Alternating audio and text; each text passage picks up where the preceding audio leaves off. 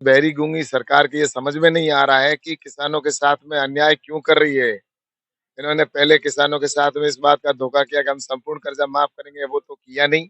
अब इस जमीन को भी लूटने में लगे हैं और जमीन का एक बहुत बड़ा ये घोटाला है। इसका जब आगे उजागर होगा तब पता चलेगा कि किस तरह के इस सरकार ने और कंपनियों ने मिलकर इस हमारे यहाँ के किसानों के साथ में बहुत बड़ा अन्याय हो रहा है।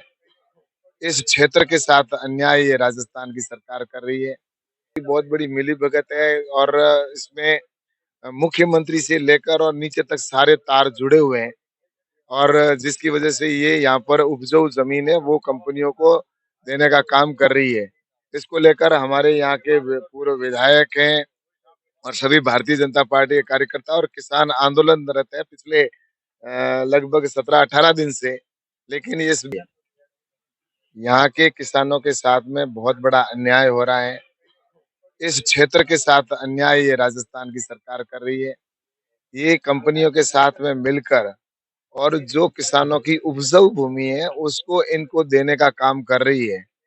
जबकि जैसलमेर के अंदर ऐसी कई ज़मीनें हैं जो बंजर ज़मीनें पूरी लाखों बीघा ज़मीन पड़ी है, उसको ना देकर और ओरण गोचर की जो एक उपजाऊ ज़मीन भी है, जो हमारे यहाँ का पशुपालन है, जो हमारा मुख्य धंधा है, हमारे पशुओं को चरने के लिए वो मुख्य जगह है। लेकिन ये सरकार कंपनियों को आधी रेट उससे भी कम रेट के अंदर जिस तरह से वो औने-पौने भाव में देकर उनके साथ में एमओयू कर रही है और मुझे लगता है कि ये अधिकारियों की बहुत बड़ी मिलीभगत है और इसमें मुख्यमंत्री से लेकर और नीचे तक सारे तार जुड़े हुए हैं और जिसकी वजह से ये यहाँ पर उपजाऊ ज़मीन है वो कंपनियों को देने का काम कर रही है। इसको लेकर हमारे यहाँ के पूर्व विधायक हैं और सभी भारतीय जनता पार्टी के कार्यकर्ता और किसान आंदोलनरत है पिछले लगभग 17-18 दिन से। लेकिन इस बहरी गूंगी सरकार की ये समझ में नहीं आ रहा है कि किसानों के साथ में अन्याय क्यों कर रही है। इन्होंने पहले किसानों के साथ में इस बात का धोखा किया कि हम संपूर्ण कर्जा माफ करेंगे, वो तो किया नहीं।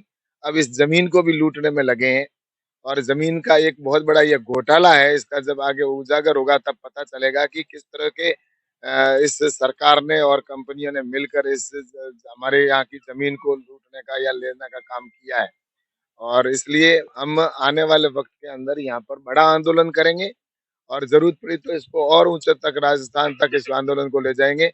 वरना समय रहते अशोक जी गहलोत जाग जाए और अपने जो ये जिस तरह से लगे हुए हैं इसको खत्म करें। तो इसलिए हमारा तो ये उग्र आंदोलन तब तक ये जारी रहेगा जब तक हमारी सारी मांगे पूरी नहीं होगी।